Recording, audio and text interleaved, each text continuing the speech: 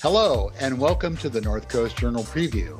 My name is Matt Knight, and I will be your host this week. And I am joined by North Coast Journal's news editor, Thad Greenson, and arts and feature editor, Jennifer from Eco Cahill. Welcome. Hi, Matt. How you doing? I'm doing okay. We're Daveless again this week. You'll just have to take potluck. Appreciate you sitting in. Well, like I was said to somebody earlier, it's why I get the big nonprofit dollars. So big. That's right. Yeah. So I think we should just crack on as opposed to diving in. I'm not sure which hurts worse, but we'll decide that later.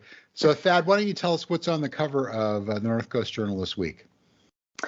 Yeah, this week we have a strong story by Elaine Weinreb, our regular freelancer, who jumped into the world of the Arcata Fire Protection District and some of its concerns with some plans coming down the pike. Yeah, there's been like a lot of local fire news having to do with shortfalls lately. I also noticed a story from one of your competing outlets about a staffing shortage at Humboldt Bay Fire. So this seems to be a trend. It is, and I think it's a trend that we're seeing across a lot of sectors, including law enforcement and lots, and that it's there's both budget constraints, but then there's also just agencies are having a hard time recruiting and retaining people to fill these jobs, which is concerning. So Arcata Fire Protection District, I think some folks might remember, there was a ballot measure to pass a property tax back, I think in 2020, that was kind of hotly contested and actually passed. And so Arcata Fire has been kind of eking by on a slim budget, and those property tax assessment dollars are just kicking in. So they're actually getting a little bit of a funding boost. And they're able to hire a couple more firefighters, which will enable them to staff all three of their stations. I think a lot of people, when they hear Arcata Fire, think just Arcata, when in fact Arcata Fire covers Arcata, McKinleyville, and then as far down as the Indianola Cutoff, and as far east as Fieldbrook, and even out to the Samoa Peninsula. So they cover two of the three largest population centers in Humboldt County, and then the university and a bunch of adjacent lands. So the concern of the fire department is that, A, they're happy to be getting back to approaching full staffing, but their concern is that they have equipment that is aging out and not funds on hand to replace it. Fire trucks are crazy expensive. I don't know if you guys knew this, but like upwards of $1 million to replace a ladder truck, wow, which is insane, yeah. But then what the article really focuses on, which is kind of their larger concern, is that there's some big things brewing in Arcata and at Cal PolyHumboldt that are really going to change the face of the community, and by changing the face of the community are going to change what Arcata Fire Protection District is responsible for. So, for instance, the Arcata, the city is contemplating the Gateway Plan, which is still in early planning, phases. It's probably going to go to the Planning Commission and the City Council later this year, but city staff is, proposing potentially building, concentrated infill development that would result in up to 7-story apartment buildings. And so Arcata Fire Protection District is kind of like, not only is this potentially going to add, I think the estimate is 9,000 new residents to Arcata over the next 20 years, which is just a lot more people, but also some really big structures that Arcata Fire Protection District has concerns about whether it has the capacity to really fight a fire should there be one in one of these large structures. And then similarly, Cal PolyHumboldt, has announced plans to double its student enrollment over the next 7 years, which would add another, I think, 5,500 students to campus, but then also to really develop, have some big infrastructure problems on campus and off, from new classroom buildings to resident housing. Or student housing, I'm sorry, like the Craftsman's Mall project, which is slated to break ground, I think, later this year, is right across from campus, but it's going to be, I think, an 800-bed housing complex. So Arcata Fire is just kind of saying, like, we need to be at the table for these conversations if you expect us to keep this community safe moving forward. Now, is it fair to say that it's sort of an open question as to whether the university has stepped up to the plate and is going to contribute, or has been, or will be contributing to supporting all this added population and work for the fire department? That is definitely a fair question at this point. I think that I don't remember exactly who was in the story, whether it was the fire district board president or one of the command staff. Somebody said they're scheduled to meet with the university to talk further this month, but they certainly haven't kind of gotten any real strong ongoing funding commitments from the university. Although I think the university has indicated that it does contribute in some fashion. But there's, part of the issue with the university is that it's the fire protection district is funded through property tax assessments. And so there's limitations on the ways that Cal Poly Humboldt can contribute directly to the district. So for instance, there's been a lot of reporting about, I think it's it might even be $450 million that was allocated to Cal Poly Humboldt in the state budget for these infrastructure projects.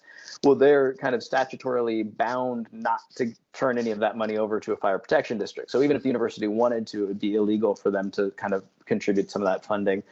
And then there's the issue with any off-campus development. If they purchase a property and development, it takes that property off the property tax rolls. And so not only are they not contributing directly, but then that's actually taking funding away from the district. So clearly something's going to have to give there. And it sounds like there is progress toward at least having a conversation about what that might be between the district and the university. But so far, there's no agreement, even as the university is barreling forward very quickly with its plans. Well, it is a great and detailed story, and I encourage people to pick it up and give it a really good read. We've got a lot of ground to cover, though, today, so let's just move on to the next thing, which kind of segues from one Cal Poly story to another, which is the Cal Poly paying triple for 16 acres in the Arcata bottom and sort of snaking it away from, well, maybe that's not a good word, but outbidding another nonprofit who had had an agreement of some sort to purchase the property.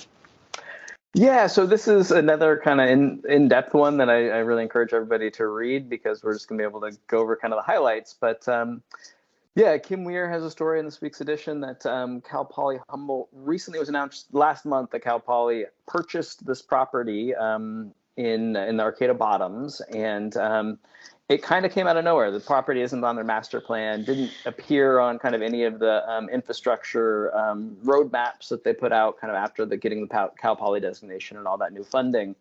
And it just so happens this was a property that had been in the city of Arcata's plans and had been very much in the plans of a local nonprofit, Life Plan Humboldt, which had been it entered into a non-binding agreement with the property owner to purchase this property and develop it into a kind of an alternative senior housing community, an age-in-place community, which kind of, at least proponents say, kind of is desperately needed in the area. And we don't know a lot about kind of how this purchase came together, but what we know is that after it was announced that Cal Poly Humboldt was going to be the state's third polytechnic university and going to get all this new funding, it sounds like the property owner, according to the university, the property owner approached the university and kind of said, "Hey, I've got this property if you're interested." And from there, things moved really quickly. And within 3 months, the property owner had kind of pulled away from the agreement with the nonprofit and had agreed to sell the property to Cal Poly Humboldt for nearly double the price that had been offered by the nonprofit, and for apparently triple what the property was assessed at. And this thing seemed to have moved so quickly that when Cal Poly made the purchase offer, it didn't include an assessment or a. I was just going to say it's a question as to whether they did due diligence in this purchase. Is that fair to say, or? I mean, it's fair. The spokesperson for the university said that they went through the normal due diligence process. It appears to have moved very quickly, is what I'll say. The final due diligence report wasn't completed until the day before the purchase went through. So again, things seem to have moved very quickly. Got it. Well, that's another story that I think people should dive in and really get into the weeds on. Yet there's even more. This is just a jam-packed book this week. It really is. We have a piece from Jerry Rohde, and also one about the Planning Commission, and also Klamath Dam removal. You want to just kind of skim those for us? Yeah, so real quick, the piece by Jerry Rohde and then another views piece by Tamara McFarland were both written and sent to us in response to our coverage last week of some stuff that happened at the Humboldt County Planning Commission meeting on August 18th, in which the commission chair made some comments that local tribes, specifically the Wiyot tribe and the Blue Lake Rancheria, found deeply offensive about a local developer's efforts to build a home on some culturally sensitive property in near Bayside. And so I encourage people to check them both out. Jerry is a local historian, and his piece is very much just looking at the way when Humboldt County was settled, quote unquote, that it was really a concerted effort of white people to both marginalize and murder Native people, but then also to take their land.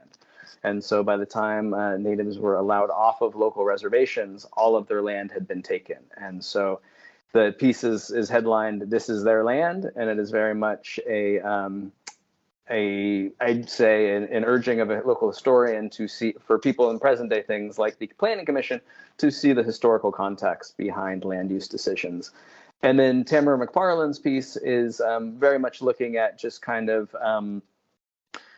what average people can do in light of this history. And she has a couple very tangible suggestions for folks who are troubled by the history of this area, including contributing a Wiyot honor tax, which is a portion of their income to the Wiyot tribe, to even bequeathing property owners to bequeath their properties to the tribe after they pass away. And I was going to hit the Klamath Dam story. Yes. It's the last in the news section. Again, very packed issue this week. But we got some much needed good news on the Klamath River, which has just been a steady stream of really sad news lately. But the Federal Energy Regulatory Commission, which has the final say over dam removal, its staff basically completed a final environmental review of the dam removal project, is recommending that the commission meet later this year to fully approve it, which would clear the way for these dams to be out of that river next year, which is really exciting news for anybody who's been following that closely. Yeah, it has been sort of a tennis match, hasn't it, back and forth for the last few years, whether is it going to be removed, is it not going to be removed, and it just kind of bounces back and forth. But this seems like it's headed towards that. It really does. I mean, I've been writing about dam removal on the Klamath River since 2010 when the first agreement was reached, and it has seen all kinds of setbacks. So many, I will never ever say it's a done deal until dams are no longer in that river. But it, by all means, seems like there is a momentum and and a newfound really desire by all parties to get those things out. A path forward, as they say. Yes, indeed. Right. It's actually very tempting to just head down there with a truck and a cable and pull them down myself just to free Thad. What kind of truck? What kind of truck are you driving now, Jen? I don't know. How do trucks work? Well, thanks for covering all of those things in the journal. There's just a lot of great information for people to pick up and dive into. But now we're going to switch gears and go over to the arts and features section, and that is your cue, Jennifer, to talk about Chile. Yeah, while Thad was in the trenches, I was under the grandstands over at the Humboldt County Fair. The chili cook-off was going. Now, typically, the Fortuna Rodeo has a chili cook-off. And every year, except for when it was stalled in the pandemic, the Big Brothers Big Sisters of the North Coast has its chili cook-off fundraiser, and it's always a big thing. And this year they teamed up with the fair. And I should say that the North Coast Journal has some involvement in this. My boss, the owner of our paper, Melissa Sanderson, helped in the organizing of the chili cook-off. And also the company has on its marketing side a contract with the fair. So that said, and yet it really doesn't take much inside baseball to get me to a chili cook-off. And I mentioned this partly because it was fun sort of backstage watching my boss shuttle chili in and out of, it's always good watching your boss like shuttle lunch to people. It's fun. But anyway, Guy Fieri was, shepherding this whole thing, as the host of the day and bringing lots of Flavortown vibes to the event. And he was, of course, teasing and bantering and also giving the judges some really good tips on, how to taste chili, how to judge and assign a number to chili. And, it was all very much a lot of professionals on the field. There were restaurant folks, food truck folks. There were, the big winner of the day was the Bear River Casino, and they have, a whole team of people out there, professional cooks. But there was one guy whose chili and setup caught my eye, and that was Tim Jones. And he was representing Ace Hardware. And I went over and I was like, so where's the crew? What's going on? And he was like, just me. I got to stop you right there because just to remind listeners and watchers that last week you had sort of a prescient feeling about this guy. Well, it was good chili. He was over there and he told me, it's not in the article, but he was telling me that he purposely did his setup so that he would be chopping and everything up front. Most people are cooking sort of set back and presenting the chili up front, but he did all his chopping and everything up front. And you saw him cooking and whatnot and stirring pots. And I came by as he was dumping what seemed to be an armload of chopped smoked tri-tip into a big bubbling pot of chili. How could I leave? So, I got to talk with him during the competition, but then also afterward, because despite him being a one-man show and new at making chili, which kind of blew my mind, he and his sponsors, Ace Schaefer's Hardware, took home the Reserve Grand Championship, which is a fancy way of saying second place. And I gotta say, I personally preferred his chili. That's about personal taste. It's very thick and very hearty. It's not super spicy in the sense of heat, but it's full of spice and smoke, and it's full of real smoke from smoked peppers, smoked meat, etc., as opposed to liquid smoke, which I get it. Sometimes you need it. It's like dry shampoo. We all find ourselves in a moment where we need it, but is it the best? So it's a really, really nice chili. And when I was asking him about it, he was like, yeah, I made chili for the first time. And I was like, what? He made chili for the first time in July. Wow. And his wife was like, this is fantastic. You should enter this in a contest. I mean, my husband says this to me just to keep the peace in our home. But in fact, she meant it. And she knows what she's talking about because they are some kind of food power couple over there. Because Krista Jones has won this year 3 different blue ribbons for pie, for chocolate, mixed berry, and apple pie. So obviously I will be showing up unannounced at their home. But yeah, so she was like, you should do it. And he was saying, I don't know, it's a lot of money to enter. There's kind of a buy-in. And his boss at the hardware store, because he works there as a manager, was like, well, bring in some chili and I'll try it and we'll see. He brings in a pot of chili. The boss likes it. And now he's entered in a chili contest. Wow. That was the second pot of chili he'd ever made, right? The second pot of chili he had ever made. Mind you, he comes from chili making royalty. His parents were competitive chili makers in the 80s. His father worked at a radio station and took part in lots of fundraisers and things. But he had never made his own chili, so it was still new to him, even though he's a big home cook, big barbecue guy. I mean, you work at a place where you get a discount on grills. How could you? But it was in his DNA. Exactly. Yeah. I think he was perhaps bred like a super soldier of chili making. There you go. And now, what I want to know, Jen, is does the trophy have a pair of Oakleys worn backwards on its head? I am sorry to say no. But it is nearly the size. Disappointing. That's disappointing. It's very close to Guy Fieri's actual height. The trophies in these things were so huge. Like, I thought you had to play hockey for a trophy this big. But in fact, you just have to make chili. And who knew? Yeah, and he won this thing with his 5th pot of chili in life.